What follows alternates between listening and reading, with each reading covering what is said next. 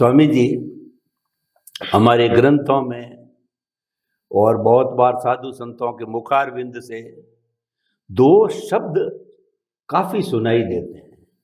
एक तो अज्ञा और दूसरी प्रज्ञा। तो अज्ञा और प्रज्ञा क्या है ये आप खोल करके बताएंगे।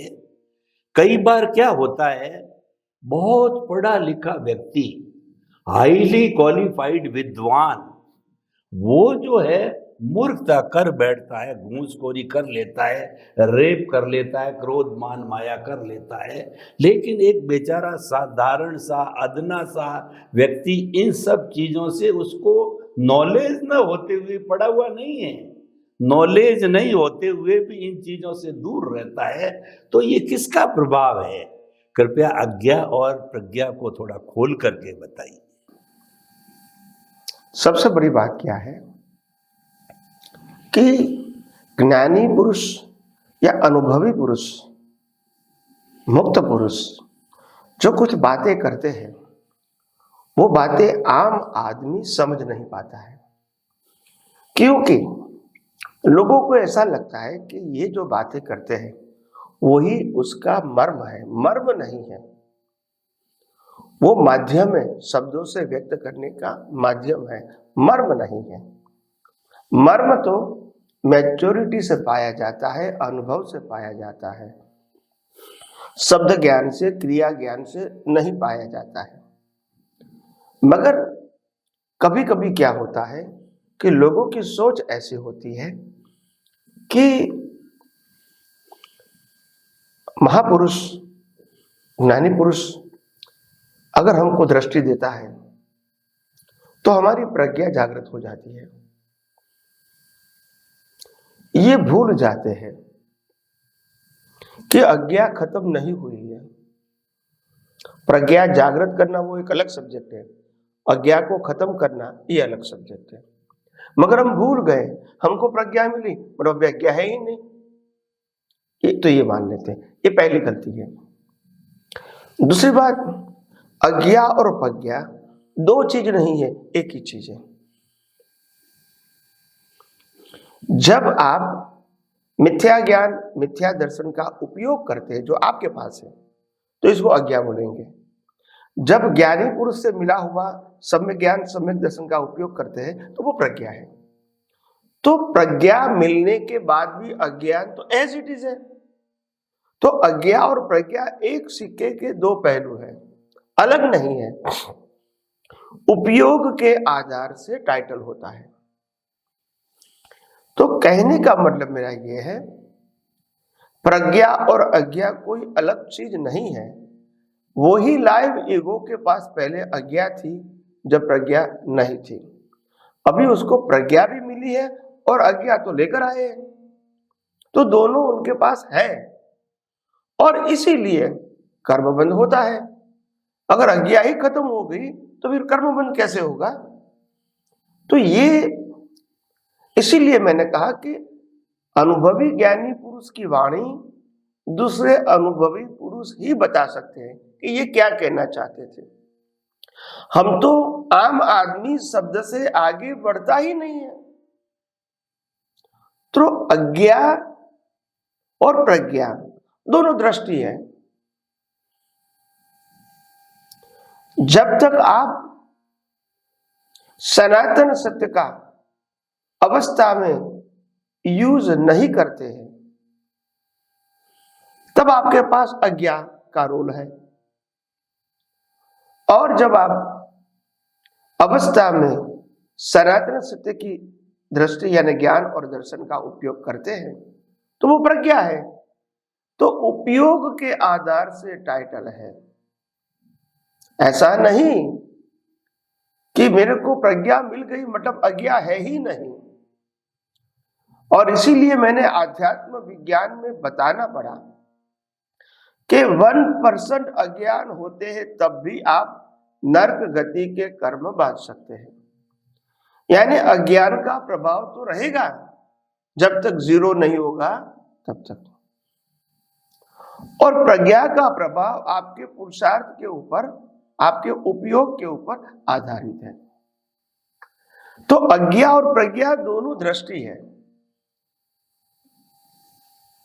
अज्ञा दृष्टि हमने लोगों के माध्यम से, इंद्रिय ज्ञान के माध्यम से, किताबों के माध्यम से पाई है, और प्रज्ञा वो ज्ञानी पुरुष के ज्ञान दृष्टि से हमने पाई है।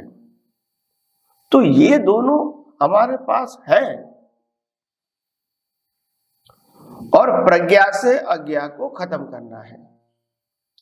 यानी जैसे जैसे आप प्रज्ञा का उपयोग करते रहोगे तो अज्ञा निकलेगी उदय कर्म के आधीन, संजोगों के आधीन, मगर वैल्यू नहीं रहेगी तो खत्म हो जाएगी डिस्चार्ज के रूप में।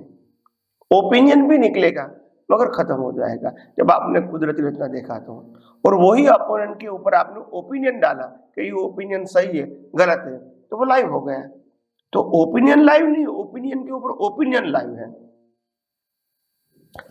तो इसीलिए अज्ञा और प्रज्ञा जो होता है वो दोनों ऐसी चीज है जैसे हम अपने जीवन में पुरुषार्थ की दो धारा के बीच चलते हैं। एक बाजू संसार का मार्ग है और दूसरी तरफ मुक्ति का मार्ग है। दोनों दृष्टि आपके साथ अभी है। एक दृष्टि कई अवतारों से कैरी फॉरवर्ड होके आई है जो अज्ञा कहते हैं, और प्रज्ञा आपको ज्ञानी पुरुष के ज्ञान दृष्टि से मिला। तो अभी आपके पास दोनों है। अभी आप पुरुषार्थ के समय किसका उपयोग करना चाहते हैं वो इंपॉर्टेंट है। जिसका उपयोग करोगे वो पावरफुल होगा, और जिसका उपयोग नहीं करोगे धीरे धीरे पावर खत्म हो जाएगा। तो ये एक प्रक्रिया है। तो कई लोगों के मन में ऐसा आ जाता है कि मेरे को प्रज्ञा जागृत हो गई तो अभी अज्ञा है ही नहीं या खत्म हो गई। ये करेक्ट नहीं है। तो इसीलिए आध्यात्म मार्ग में सतत सम्यक ज्ञान और सम्यक दर्शन रूपी प्रज्ञा का सतत जागृति से उपयोग करना बहुत इंपॉर्टेंट है। और उसमें बाहर किसी को मालूम नहीं होता है कि आप किसका उपयोग करते हो या कर रहे हो। तो इसीलिए बाहर के लोग तो बाहर की क्रिया ही देखेंगे, और अनुभवी पुरुष बताते हैं कि बाहर की क्रिया की आध्यात्म मार्ग में वैल्यू नहीं, तो खुद ही वो डिस्चार्ज है और कुदरत के अधीन, कुदरती कानून के अधीन है। तो उसकी वैल्यू करने से कोई फायदा नहीं है। आप एक नया ओपिनियन बनाते हो रिलेटिव सत्य का, बस। तो इसीलिए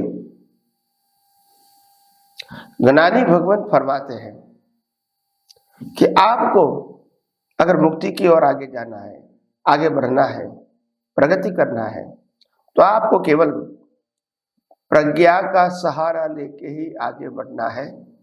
अज्ञा अपने आप समाप्त हो जाएगी। मगर क्योंकि मोह के वश और जागृति के वश हम अज्ञान का उपयोग कर बैठते हैं और इसका खामियाजा भी भुगतना पड़ता है। तो इसीलिए छोटी छोटी बातों में भी हम जितना हो सके इतना प्रज्ञा का उपयोग करने की प्रैक्टिस करते रहें। प्रैक्टिस बहुत इंपॉर्टेंट है। अवस्था छोटी बड़ी है वो इंपॉर्टेंट। हम पानी का ग्लास पीते उस समय भी प्रज्ञा का उपयोग कर सकते हैं। मन में विचार आते हैं तब भी प्रज्ञा का उपयोग कर सकते हैं। कोई भी स्थूल और सूक्ष्म की अवस्था में हम प्रज्ञा का उपयोग कर सकते हैं, मगर ये उपयोग करना वो प्रैक्टिस है। खाली जानना वो प्रैक्टिस नहीं है। मगर ज्यादातर लोग क्योंकि दिखता नहीं है इसीलिए, रिजल्ट भी दिखता नहीं है इसीलिए वो समझते हैं कि हमको जानकारी मिल गई, सब कुछ मिल गया मेरे को। तो ये इसीलिए ज्ञानी भगवान भी बताते हैं, मैंने जो ज्ञान दिया है वो ज्ञान नहीं है, आपको अनुभव में आता है वो ज्ञान है। तो ज्ञान अनुभूति है, ज्ञान लेने देने की बात नहीं है। दृष्टि दे सकते हैं, ज्ञान नहीं दे सकते, स्वभाव। अनुभव नहीं दे सकते, दृष्टि दे सकते हैं आपको कि आपको व्यवहार जीवन में या मन वचन काया की अवस्था में किस प्रकार से आपकी दृष्टि रखना है, ये बता सकते हैं। मगर दृष्टि तो आपको ही रखकर अनुभव करना पड़ेगा। तो इसीलिए आध्यात्म जीवन में प्रज्ञा का बहुत महत्व है और अज्ञा को जीरो करना, खत्म करना, ये इम्पोर्टेंट है। मगर जितना ज्यादा फोकस प्रज्ञा की जागृति का उपयोग रहेगा, इतना अज्ञा अपने आप खत्म हो जाएगी। और यही अज्ञा और प्रज्ञा की जो बात है, प्रश्न है, यह उनका सार है। स्वामी जी आपका बहुत बहुत धन्यवाद। बहुत सुंदर स्पष्टीकरण। अज्ञा और प्रज्ञा एक सिक्के के दो पहलू है, दोनों ही दृष्टियां, और दोनों का आप उपयोग कैसे करते हो, ये मुख्य बात है। प्रज्ञा जागृत हो गई, इसका अर्थ ये नहीं कि अज्ञा है नहीं। अज्ञा तो जन्म जन्मांतर से चली आ रही, अभी भी है। जबकि प्रज्ञा के सहयोग से, कुदरत के सहयोग से, संजोगों के सहयोग से जब अज्ञा जीरो हो जाती है, तब प्रज्ञा मैच्योर्ड होकर के और केवल दर्शन के रूप में कन्वर्ट होके मुक्ति के मार्ग को प्राप्त कर लेती। बहुत सुंदर विवेचन स्वामी जी आपने किया, उसके लिए आपके प्रति बहुत बहुत कृतज्ञता।